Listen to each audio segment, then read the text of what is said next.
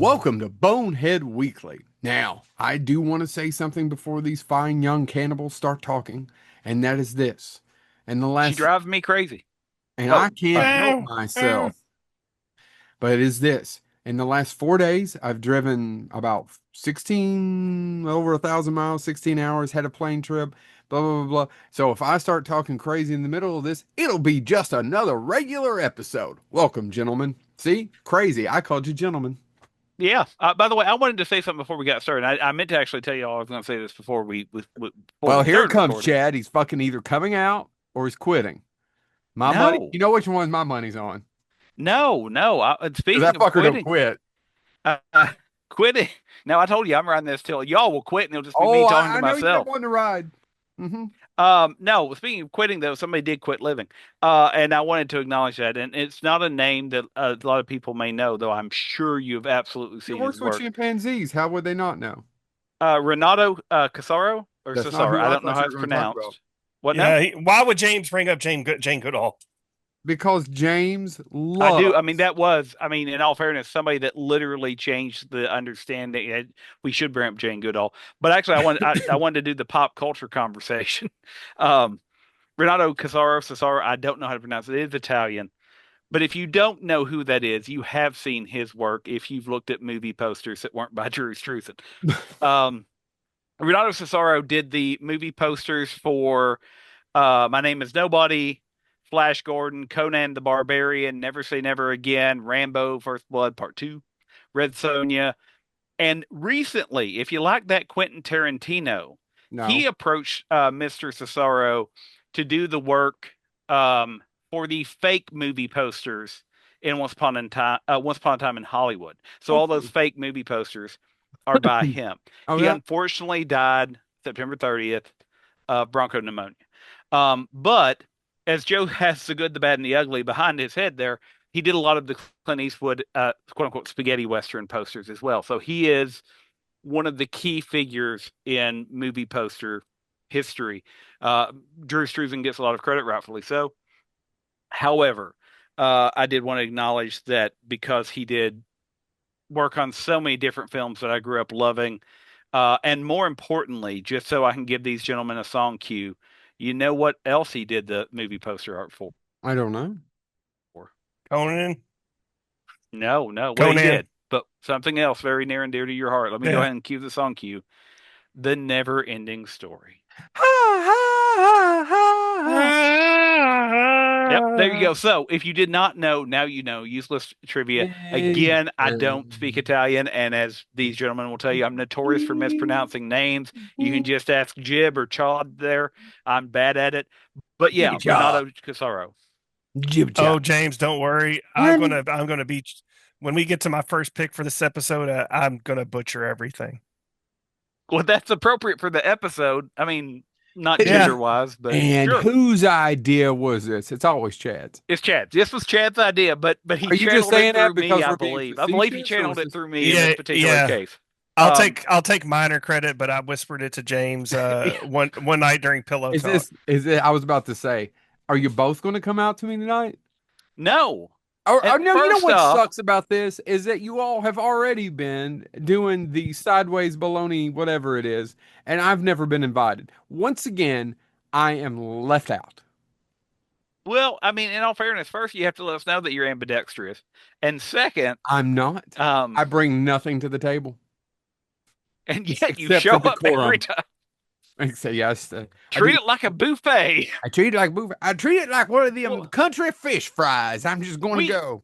we worked with somebody years ago, Joe. I don't know if you remember this. You and I worked with somebody, and they once said Yeah. a phrase, and it popped in my head the other day. I was Yeah. reminiscing with somebody else that worked with us, and they said, "Remember the time when this particular individual Yes. said, out of the blue, well, they're just missing out on a cornucopia of orgasms," and I literally don't know the context, but I just remember. If you don't remember who said, I'll tell you after we're not recording. But I just Was that it a short phrase for blonde some lady? reason popped into my head. What now? Was it a short blonde lady? Yes. Yeah, and who's really thin now. Yeah. Who was never overly big, but really thin. Yeah. And married way. I've always wanted to have a conversation with that dude. Yeah. Yeah. Then yeah. And I bet she has had that's cornucopia. I only get that cornucopia at Thanksgiving, and it's never orgasms. It's actual. I'm joking. I never have time to put one of those. Isn't that I what you? just Isn't that what's on the table with the big Yeah, silver yeah, bowl with the with the yeah the vegetables? the fruit and the plenty in it. It's supposed to be the cornucopia. But by the way, I just want to point out, I got the people cornucopia of think little. people sometimes think that we would have these sort of perverse conversations.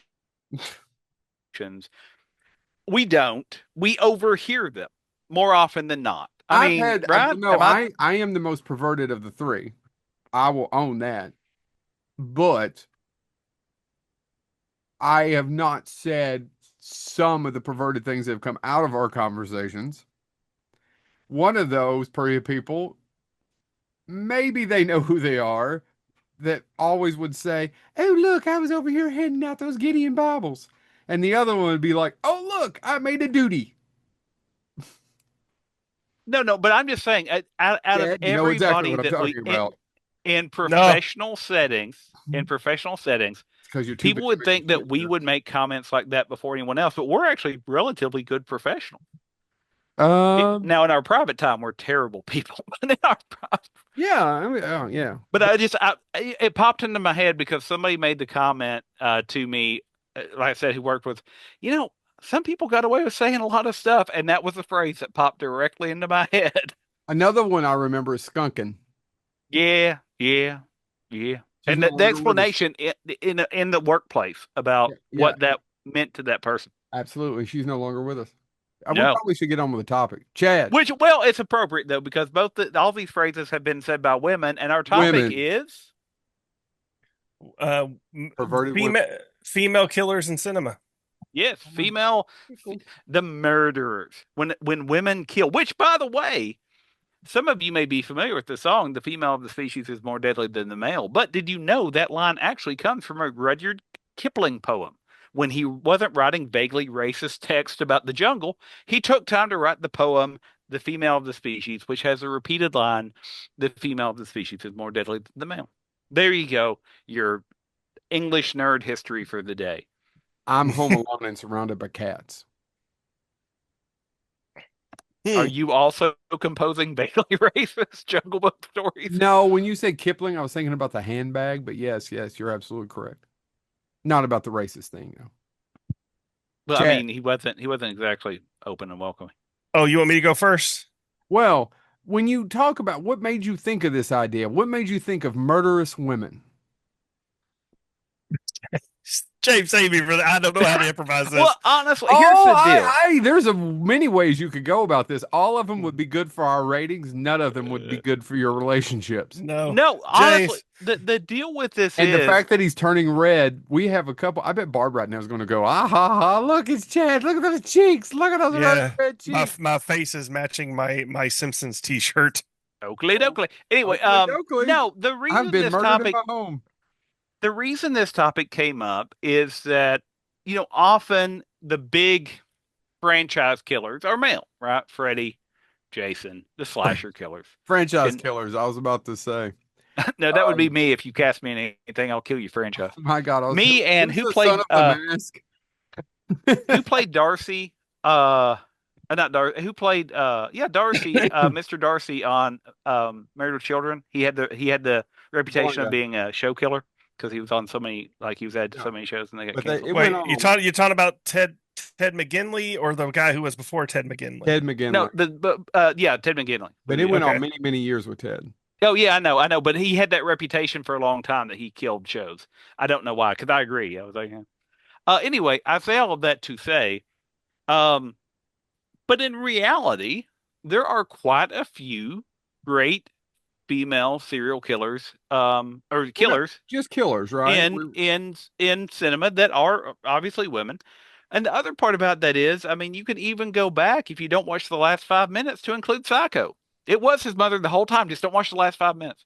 Uh, Mm. all of that being said, though, is that really hashtag feminism. We wanted to look at the idea that there are some great movies, horror movies included, where the killer is ultimately a woman, and we want to fully own and respect that women can kill as many people as Jason Voorhees. I think we need to point that out. I mean, in all fairness, if we include emotional damage and soul crushing, women have done that way more to me than men. Oh my God. I This is a know. cry for help. If anybody went, There, nope, nothing. I Okay, will I'll just say move. this, and I know he's not popular anymore for probably reasons I'm not going to get into, but Louis C.K. does have a good point. Men will rip your arm off. Women will destroy who you are. That's, Well, and one of, I mean, and I agree, he's and not. that's not inaccurate. And you can No, and throw but all he the does sense have. of, but most of the women I know would admit it too. Well, and I was about to say, and that's it. It's he also has that entire intro to one of his stand-up specials, and I agree, he is complicated to quote now, but where he actually talks about the differences when is that again, it becomes more of the emotional risk, generally speaking, than the physical risk, because he has that entire line of, we pick women up for dates, and oh, where are we going? To your funeral, most likely. Yeah, Because if you look at crimes, usually if it's going to happen early in the relationship, it's going to be the man. He's going to yes, murder you early on. absolutely. And And so, I mean, his, again, then hard to God quote him, created woman. but he also made that comment. So let's basically the moral of the story before we go on with our picks is everybody's terrible all the time, and it's best that we don't trust anyone. Treat everything like the end of the thing, and you'll be paranoid, but you'll probably live longer. A little bit. Who wants to go first? I have a Um, doozy too. You, I'll go I, for it. okay, go James. ahead. Yeah, you Um, go ahead. okay, I'll go first. So with my list, when I started putting it together, I was like, oh man, I'm putting people that I've mentioned a billion times. So I didn't want to do that. I wanted to do something new. Um, and there's a lot of good ones, but I have to go with the one that actually disturbed me the most. I hope you don't steal mine. I hope you don't steal mine. Asami Yamazaki from Audition. You son of a bitch! It's my number Sorry. one. Yeah, it's my number one too. It's the I'm most sorry. disturbing woman ever. And to me, and I'm not taking away from you if you don't mind, to me, I don't know another female character that was more disturbing in cinema history. I honestly can't think of one. That's why I I put her at just the top of can't. my list. There's some bad mama jammas, but she is the most disturbing. And here's the thing about Audition, if you haven't seen it, it doesn't get graphic for over an hour. It's a completely different movie when it starts out, and you're like going, is this a rom-com? What is this? It's almost hard to sit through the first hour It part of it. is. It gets Me and Joe watched it together. I don't think James was there. And we're like, what is this? Why are people talking about this so much? And all of a sudden, the turn happens, and you're like, holy crap, this woman is awful. And I mean, Takashi Mike, who's a, a, a great horror movie director, um, just a great director, period. 13's Assassins is an amazing film. oh, do it, Uh, people. I know. yeah. It's a good movie. But the person who played this character, Ihi Sheena, I'm sorry. I wasn't going to even try to pronounce it. So Yeah, go ahead.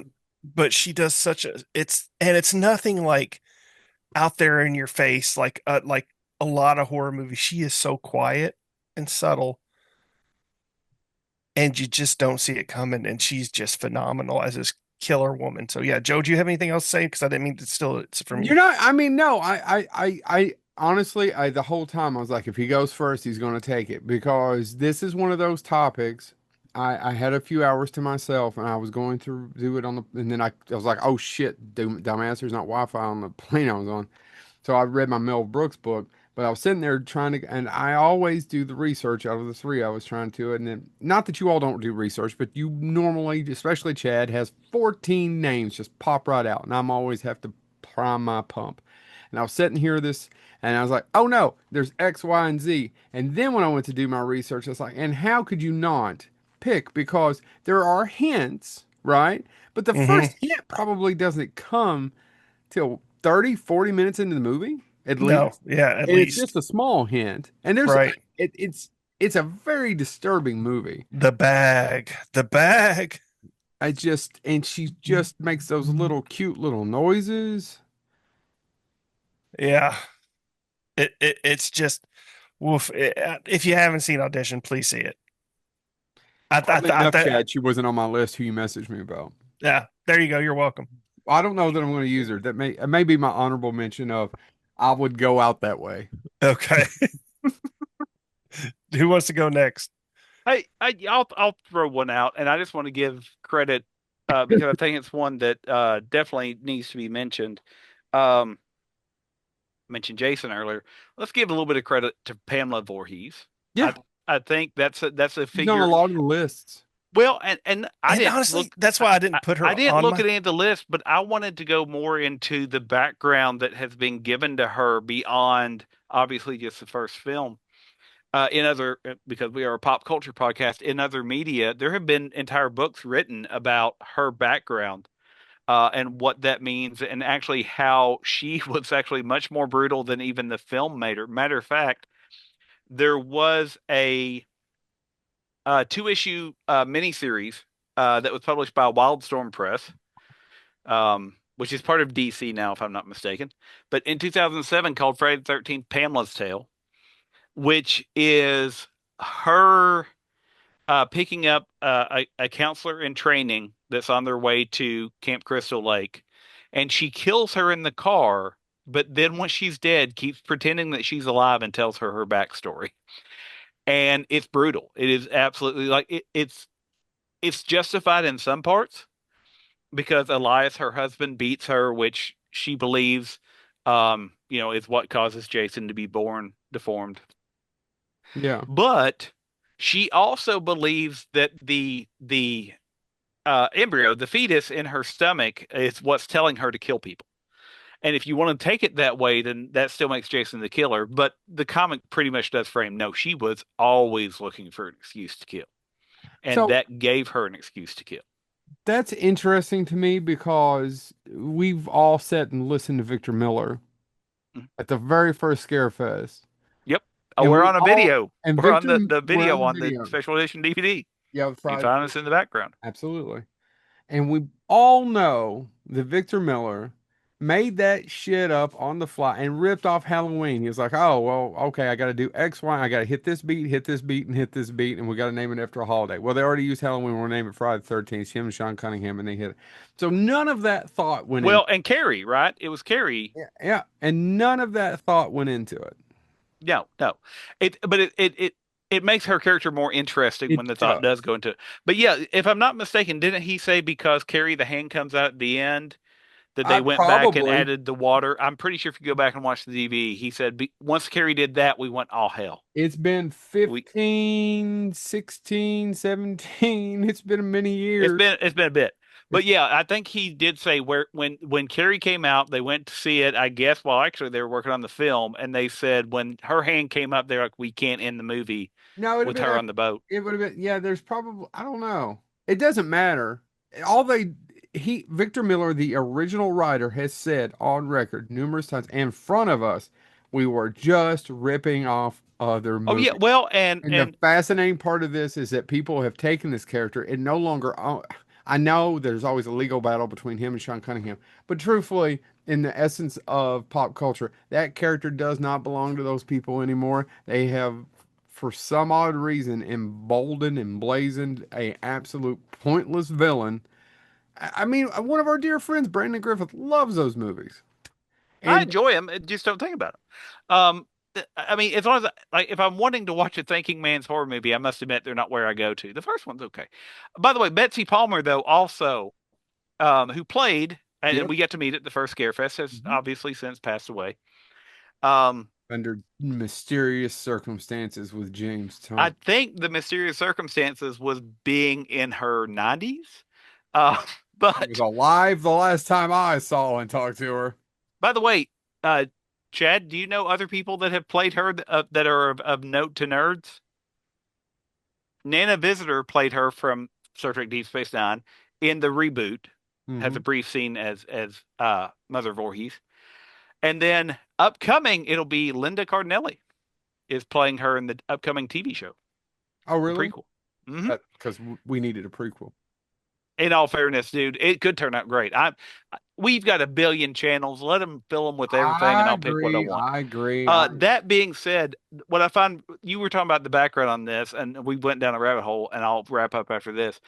My favorite part is Betsy Palmer saying she got the script and she needed a car, is why she took it. She had Yes. no interest in doing film. She wanted to keep doing stage. Mhm. And she got the script, and her car happened to break down. She goes, "Well, I need a new car." And they offered her enough money to buy a car in cash. Yeah, And that's and why she she took called it. it a piece of she said the screenplay was a piece of shit. And she said, apropos of that, she followed that with, so I read it and I went, okay, well, I have to make up the background of this character. And I was like, oh, he wasn't a good swimmer. He wasn't. And she made up all this stuff. And then they got on and said, and what did they add, Joe? What did they change about Jason? He also had to be deformed. Yep. And I remember her on set going, so I got there and they were doing that. And I'm like, well, of course it was hard to be his mother. Not only could he swim, look at him. Imagine having to be his Oh, mother. it's been a minute. I've got to go back and watch we were there. It's just been a minute. She said, of course I loved him. He's my son. She had made up the entire backstory. They did not tell her because as Joe said, they were making it up as they went. And when they had to add the scene of him coming out of the water, they were like, well, let's go ahead and also make him a monster. And she said, and I won't use the terminology she said because it's very dated. It was dated at the time too, but she also was in her 80s. Well, look at him. He's up. And Yeah. of course, that's going to make it harder on her. So I built up sympathy for this murderer because she should kill them because her boy was special and they didn't even care enough to watch it. And I just remembered that so well. And so I wanted to give a shout out to Pamela Voorhees as being one of the most effective serial killers. And on top of that, I want to give her credit because she doesn't have a luxurious job. She's there as a camp cook. Can you imagine? Can you imagine? Gentlemen, let's think about this for a minute. Wouldn't you want to kill them people earlier on? She takes her time, which means she's still having to cook for them. I know. Mm. Think about it. You're sitting there going, "Oh, I'm going to make SpaghettiOs. I don't know why they're going to be dead tomorrow." She could have just poisoned the food, but she wanted to get up close with that knife. Or Oh, Arrow. she is that way. Oh, Arrow. No. Never to mention how a 70-year-old woman would have with arthritic hands would have shoved that through the bed and Kevin Bacon's neck. And hid underneath a very broke down bed on springs. Whilst Oh. they be doing the humping. Well, again, according to the comic book, it's because she was always evil and was powered by supernatural evils. Not really, but yes. Mm. Is it my turn? Yes. Are you sure? No. It should be somebody's turn. Please, God. Okay. I'm having a hard time of what I want my first one to be because a lot of these, like Chad said, are really famous and we kind of went over them here before. But in that light of Scarefest coming up, and I know one of you yahoos, I think it was James, did Barbara's show where you went over Juliette Lewis. Can we talk about Mallory Knox from Natural Born Killers? Sure, No. somebody should. Well, I'm going to talk about Mallory Knox from Natural Born Killers. I know a lot of people hate this movie. I know Tarantino disowned it, and then he and Oliver finally made up a little bit about it because he wrote the original screenplay. But I actually really liked it when it came out. And I honestly haven't seen it in a minute, but I liked that it was very different, that it was off the wall, that it was so weird. And Juliette Lewis to me is just playing what any 18, 19-year-old idiot who has this just completely messed up background is going to, she's annoying in it because any 18, 19-year-old who did this would be annoying. And I just think she kills it as Mallory Knox. Yeah. I think her and Woody Harrelson play very well They're together. just idiots Mhm. who, for some odd reason, get away at the end of it. But am I right? I mean, looking back on it, it's like, oh, she was so annoying. Yeah, 18, 19-year-old people are annoying. They Yeah. can be very annoying. I didn't understand it when George Lucas said it. I don't think it works for the character. But when he was defending Hayden Christensen, go, yeah, teenagers suck. Yeah, I agree. And like for example, when she's locked up in the cell, Mhm.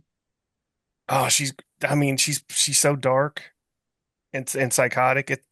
It's a great character. She's 100% in that role 100% of the time. Mhm. And she's probably, I'm going to interview her in a couple of weeks. I hope she's just as loony as that. And I don't mean that in a bad way. I mean it in an interesting way. Let's Yeah. be honest. Most of our friends are very loony We collect them, I and I was may about to say, collect them more than the other two of you. Well, that's because I I'm not said very this. social. I said this to What? somebody. I said this to somebody during a job interview, and this is a true story. I want They to were kill saying, you and eat well, your family. if you end up working here, you need to know that, they were saying, well, this person can be, a certain way, this person, they're odd and all that stuff. And it came out of my mouth. They have character.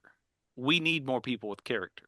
We need more people that are characters They're correct. because normal is awfully boring.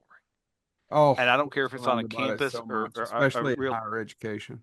yeah, especially, but I mean, I don't care if it's a real life campus or in a movie. If you stock everything with stock characters, you've already lost. It's boring. Yeah. Treat real life the same way, you'll end up happier. But also remember, as I said earlier, be suspicious of everybody, treat like Now, James talked for 45 minutes. I'm gonna make mine quick. Chad, So my second pick I love it when you is talk quick. Mabel Chilton. I Gentlemen, went to school with Mabel Chilton. Old Only man Mabel Chilton's I can daughter. ever remember is the Mabel from Gravity Falls. no. So Mabel Chilton is played by the amazing Miriam Margolyes of Harry Potter fame, and if you watch any Graham Norton, she's fantastic on every episode she's a part of. She is. She's a hilarious lady. Yes, but the movie I'm referring to, where she played the character Mabel Chilton, Ed and His Dead Mother. I saw Ed and His Dead Mother, and that's with Steve Buscemi, but I don't remember a damn thing. I didn't know she was in it. Yeah, she plays the dead mother. I, Spoilers. Uh, it. I really enjoy Ed and His Dead Mother, and she's great in it. If you don't know what it is, Steve Buscemi, he plays this. He plays a mother's boy. He's still living with his mother, well into his late 30s. And she passes away, and then he's heartbroken. He doesn't have her anymore, and this mystery salesman, played by John Glover, comes in and says, "It says I can bring her back for a certain price," and so he pays the money, and she comes back, and guess what she wants to do? Eat people. Eat people and kill them in hilarious ways. It is a bizarre movie. I'm not going to lie. John Glover, God bless him. I love him in anything that he's in, and he's great in this role as just this shady salesman. Um, Straight with he does he have a straw hat in this one? I think he does have a straw hat, but I could be wrong.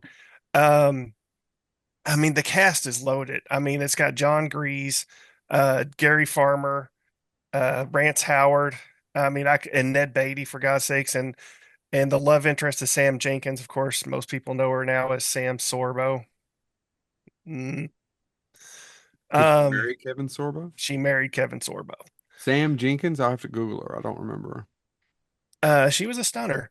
But anyway, so yeah, Miriam Margolyes does this great job. She's just playing this loony mother who, when she's not being the loony mother who lives with her son, just suddenly she gets the bloodlust, and it's hilarious. And watching her track and kill people down. Um, I had to mention Ed and His Dead Mother. James. James. I want to give a little bit of credit to a franchise that most people probably don't know.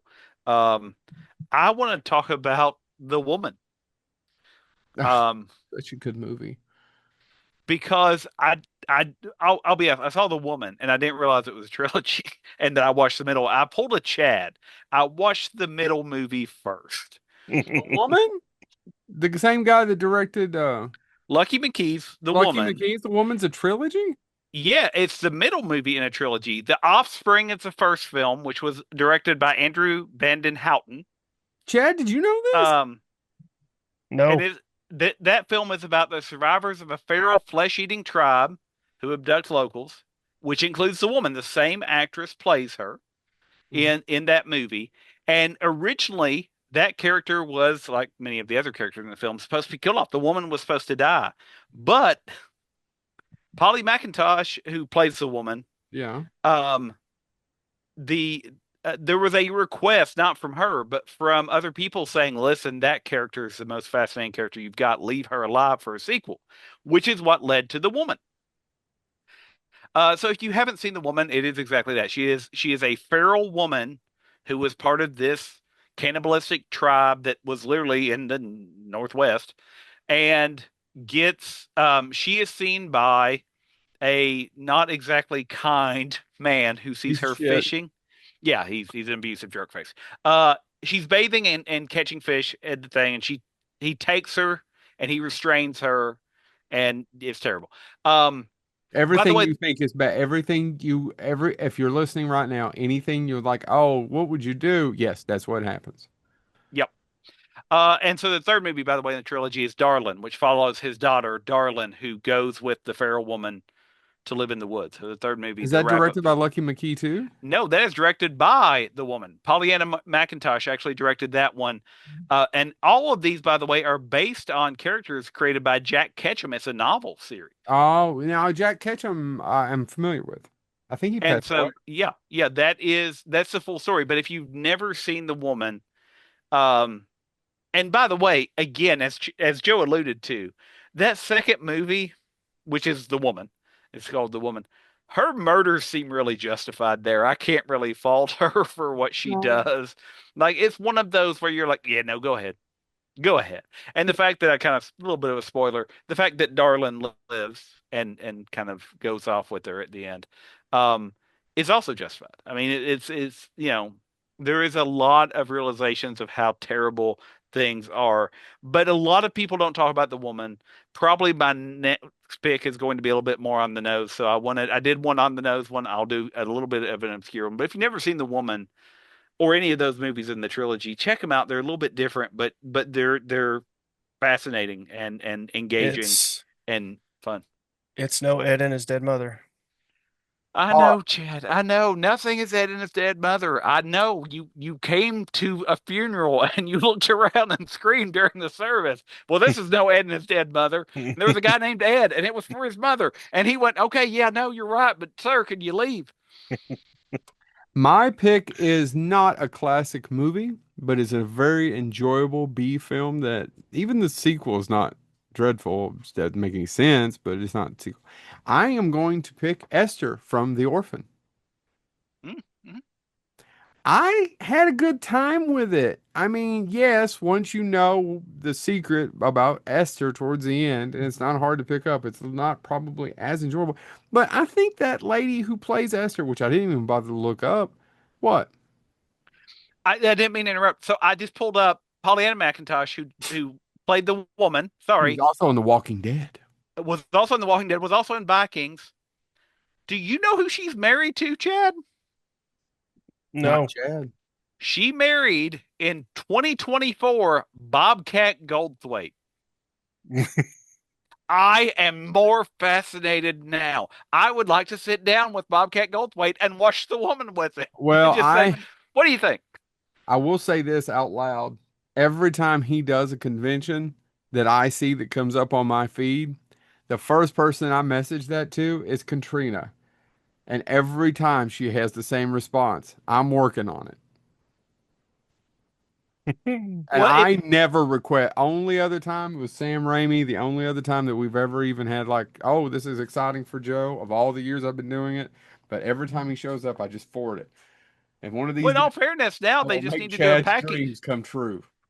Now they just need to do a package deal and get Pollyanna McIntosh because, like I you said, have, she's The Walking Dead. She's in Darlin. She was in Hap and Leonard for those Joe R. Lansdale fans. yeah. So if you don't mind, Sorry, I didn't mean to interrupt. I just saw Bobcat Orphan Goldthwait is and had to say about it. what? A well-adjusted kid who lives with her loving, living parents. Family. It's a And really they, messed up title. yeah, it's like a really weird kind of thing. It's like, we're going to give you this stupid name. But and if you have, I think it's fine if I do a spoiler here, right? If you never, they've had to have probably seen Orphan or no.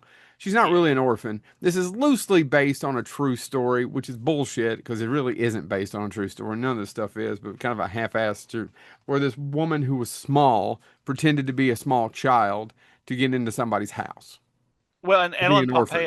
Ellen Pompeo also did a movie recently with that same plot. That's not as good as The Orphan. No offense Yeah. meant to No, that but film. it's a solid B movie, and that actress does a great job. I should totally look up her name. Clearly not going to right now. And I just like it. And the sequel is smaller, harder to believe because the actress has aged a few years for that movie. But at the same time, it's one of those more, when they lower the budgets, the first thing they do is make it. They did it with those Chucky straight to tape ones. Oh, well, the budget's less. We've got one location, so it's a house. And this one is, I think, an orphanage, as I recall, for the sequel. Both of them are on Paramount, I think, or Paramount Plus, I should say. Check them out if you've never seen them. They're both dumb as a box of rocks, but enjoyable. And she's a really good little killer. I like it. Is that Vera Farmiga? No, it's not Vera from Community Boo Boo. You know what? I'll look that up while Chad goes through his next pick. Yeah, I'm struggling Oh, here. Isabel Furman. Isabel Furman. I told you. Sorry, Vera's I in it. say But you. it's She's Isabel the orphan. I'm Yes. struck. You stroking. I'm really struggling here because there's He's- like three I want to. There's three I want to bring up, and I was like, going, have I mentioned this movie He's on the before? struggle bus. But screw it, I'll do it. Elizabeth. Oh, the or- Queen. Yeah, she killed all sorts of people. Yeah, other people might know her as Frankenhooker. I would not love call the that Queen of movie. England that. I don't know which Elizabeth you're referring to in the I Queen of England. genuinely love Frankenhooker. I genuinely think it's Frank Henenlotter's probably best movie. Yeah, it Because is funny. Everything that Frank Henenlotter is works in that. Yeah. And if you don't know who Franken Henlotter is, Joe, I mean, he did Brain Damage, Basket Case. What else am I missing? Basket Case 2, 3. No basket casing after all these years. Something. He did a great he did a great documentary on Herschel Gordon Lewis, the Godfather of Gore. I highly recommend checking that out as I've well. never seen that one. Yeah, it's pretty good. But Frankenhooker, if you don't know about it, the guy in the movie is James Lawrence, who I don't know why he never went anywhere. His not bad. timing, he's not bad in it, but his Not bad. timing, he's a really great comedic actor who never really got that chance. But he plays this really nerdy guy who his fiance is decapitated and he has to recreate her.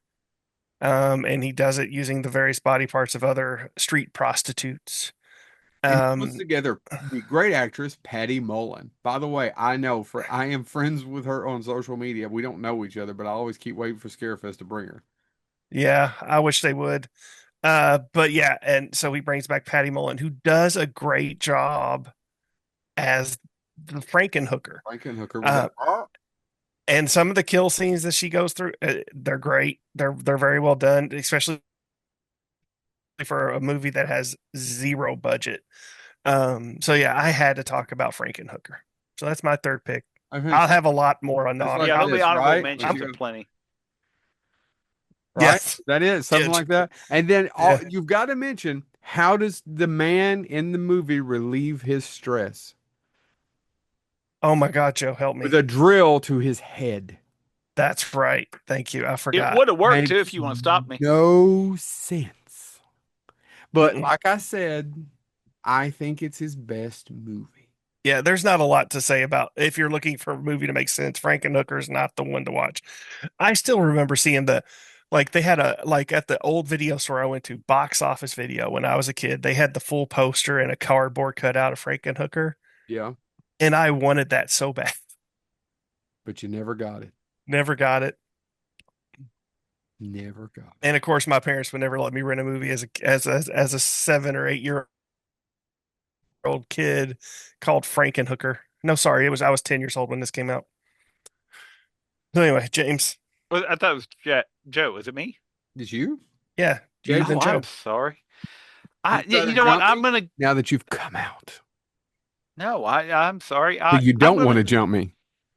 You're really not my type. Son of a. James brained his damage. I may have. It's been a lot. No one's type. I was coin flipping between two. I'm gonna actually go with one that may be a little bit obscure, but I do recommend people check it out. It's not an American film, but it's a film that it's got a plot that's straight out of Shakespeare. If you interpret Shakespeare through 70s, I don't want to say sleaze, I guess eroticism and something like a Shakespearean revenge plot. I'm speaking about Jesus Franco's She Killed in Ecstasy. Now, if you've never seen She Killed in Ecstasy, but you've seen things like Fatal Attraction I've made or spaghetti that way. the Hand That Rocks the Cradle, or this, I would argue, is the godparent of those films. The plot to it is, and if you look up, even if you look it up on IMDb, as you can tell from the art there, they cast this very homely woman in the main role. So, Just a Sol- Soledad Soledad Miranda, who unfortunately died in a car accident in 1970. I'm assuming she's Um, not homely at all. she is not a hideous creature, no. What's her But the name? plot, Soledad Miranda. Soledad Miranda. Yeah. Our She, Soledad Miranda, right? the plot to the film is that her husband is a doctor who is doing, and this is, keep in mind, this movie came out in 1971. I think she actually died later in the 70s. I said 1970, but I think it's a little bit later. But the plot to it is he's doing medical research that involves human embryos, and in a thing that no way mirrors anything recent, he loses all his funding. His funding gets cut. He can't continue his research that he thought was really going to help people, and he commits suicide.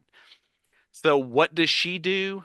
She uses her womanly wiles to get close to the four doctors that were responsible for terminating his research, and she kills every single one of them. Not only to revenge her husband, but to revenge his potential. What he wanted to do, what he wanted to do to help people, arguing that they were such bad people because they actually stopped the goodness that he could have done. It's not a movie that a lot of people talk about, but again, if you watch movies like Fatal Attraction, Basic Instinct, stuff like that, this movie I would argue is the godmother of those films. She Killed in Ecstasy. It's also only 80 minutes long, so if you've not seen it, it's not going to take up too much of your time.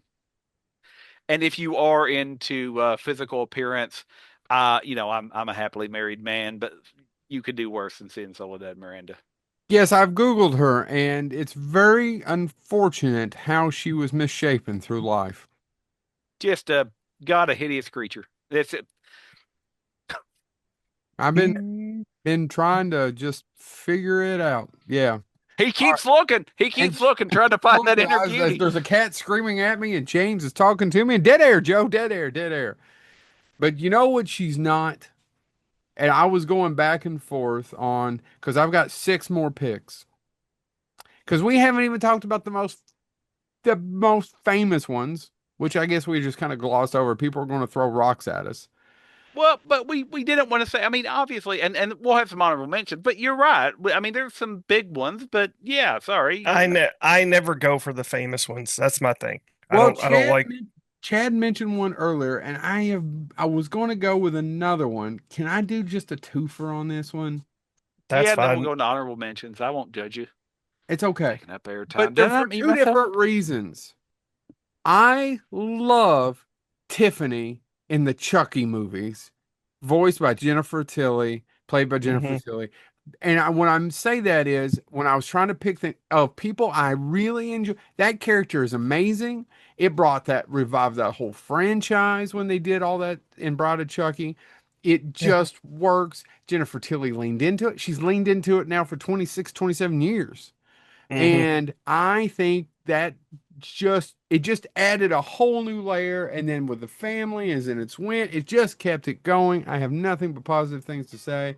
But as a young man who was caught between the city lights and a holler in eastern Kentucky, who had no When out.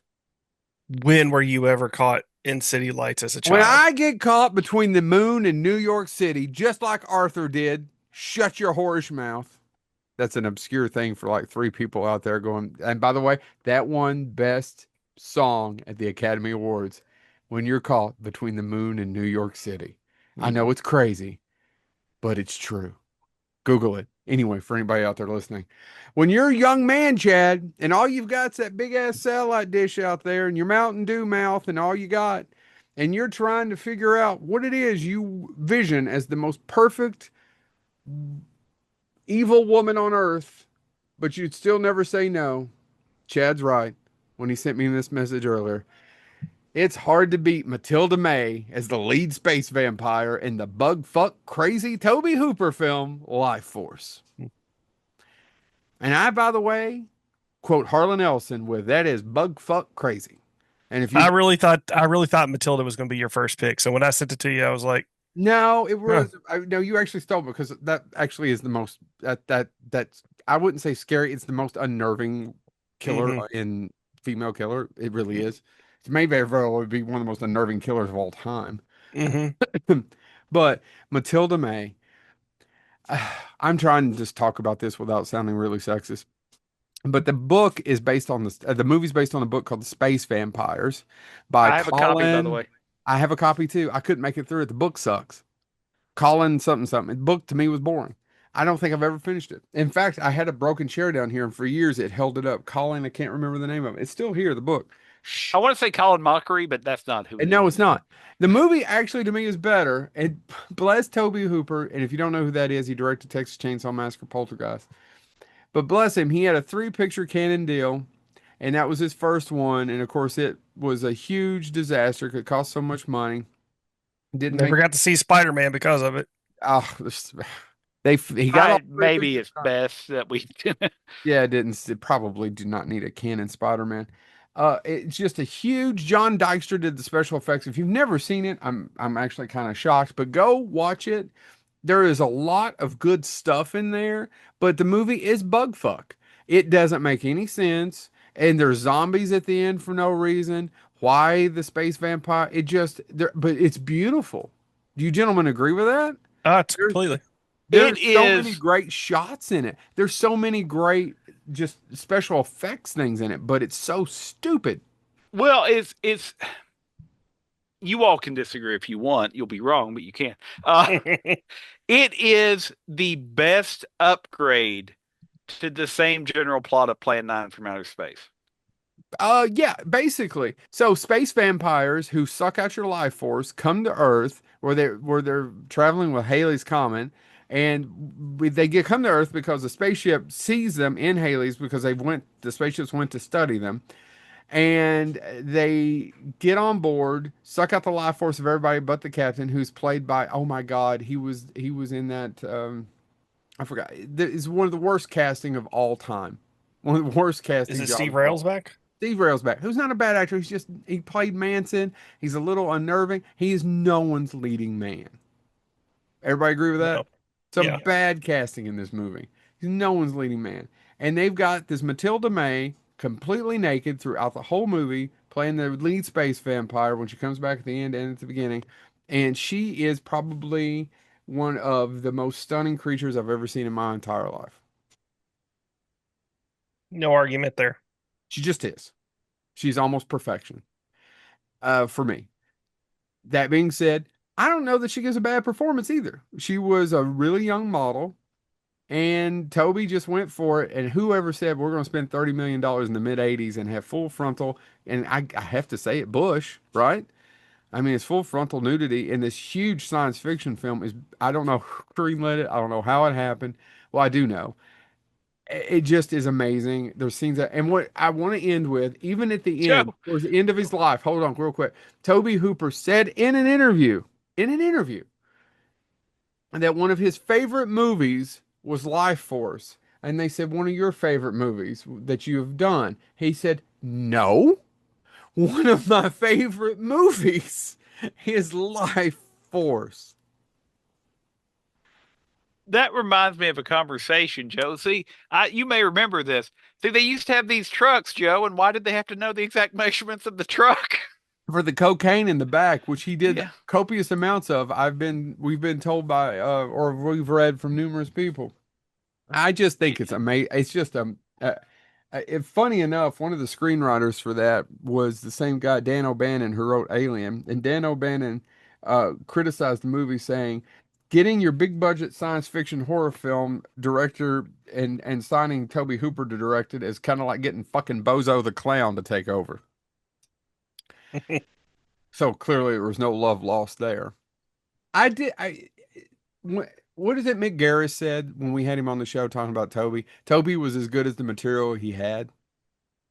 Yeah. You guys remember that? It seems Yeah. like that's what it's, and they were dear friends, and I get it. And there's other people who have thought Toby was maybe a little bit, later on would have been considered on the spectrum a little bit. But I just, and again, I mean, just the amount of people though that we have talked about on this show and you quoted Harlan Ellison earlier, he would fall into that as well. Like Bug fuck crazy.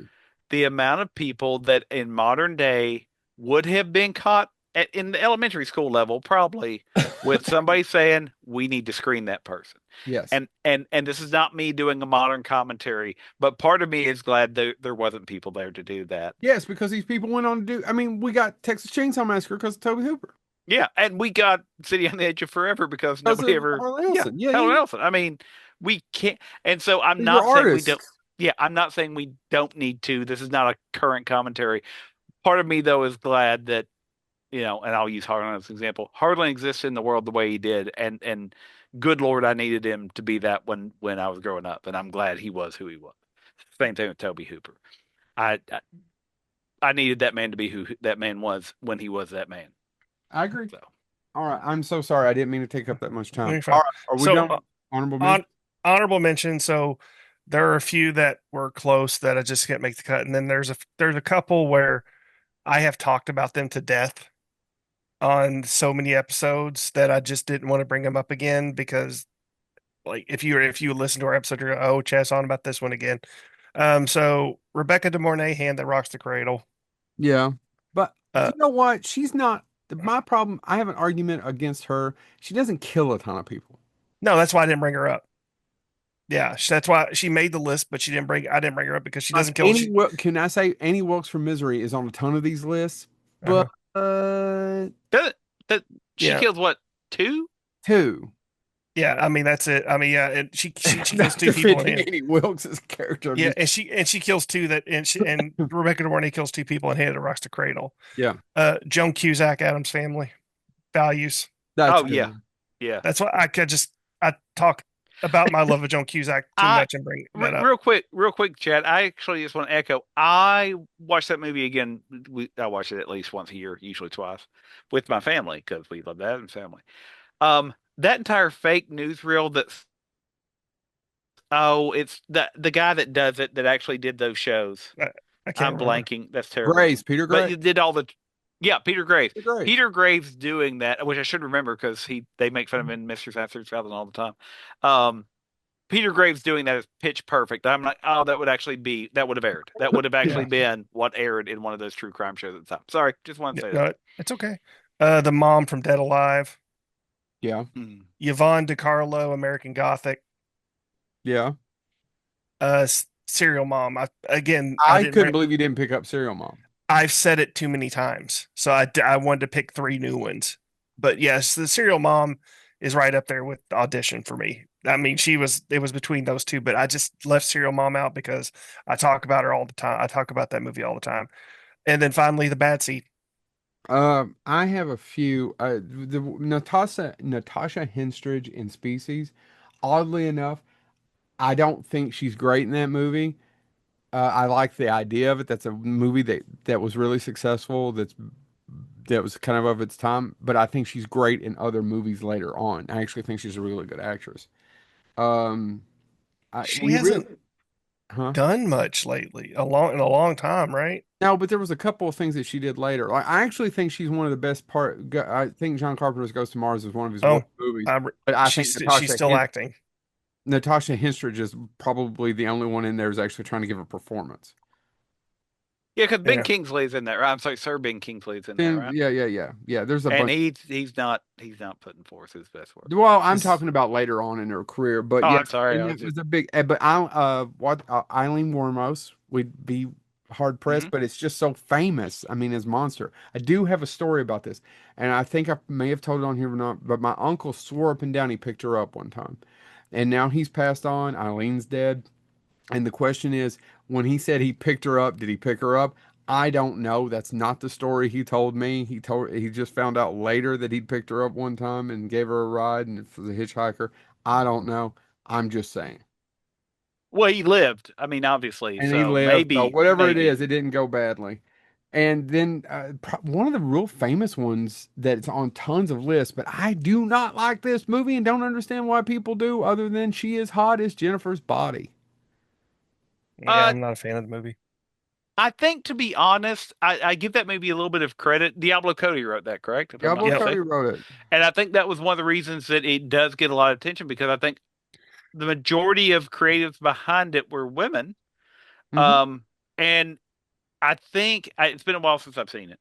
It's been a while, Um, but I did but I not. think it does a better job than most movies in actually having a female view.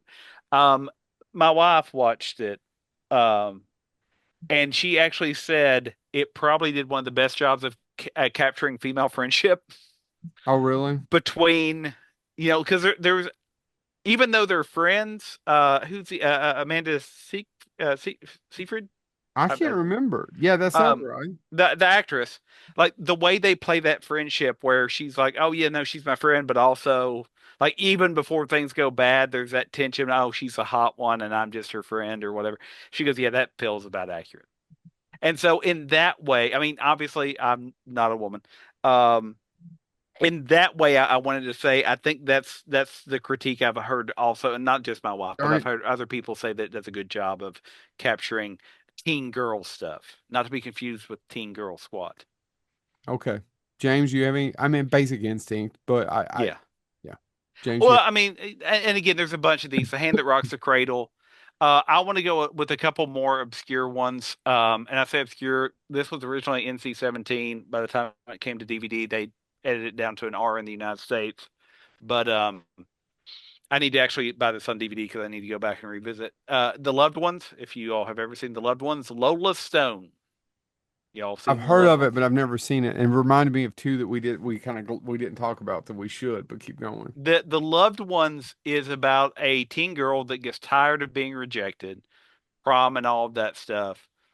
And it kind of is a very realistic version of Carrie in that there is no powers, but she starts to, if you reject her, she forces you to have prom in her house. And I'm simplifying it greatly, Yeah, I but she tortures you and yeah, kills you and then moves on. And she has a body count of 5 just in the film.